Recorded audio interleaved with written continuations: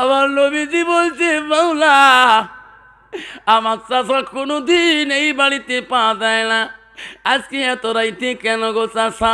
চাচা গো, ও চাচা এত রাইতে কেন?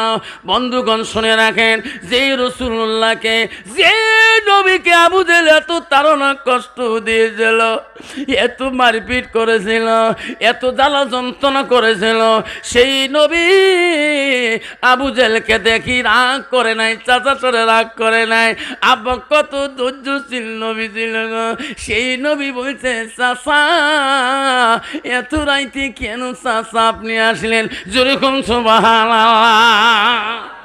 বাবা আমার মতন ভাস্তি যদি চাচা হে ভাস্তি যদি দমন করে, বাবা এটা খারাপ কাজ, মদ খাওয়া যায় না, গাঞ্জা খাওয়া যায় না, কারণ তো ওই ভাসছে দেখবেন এমন রাগ হবে, চাচা মরি গেল জানাজার শরীক হবে না। যেরকম ঠিক নবে ঠিক।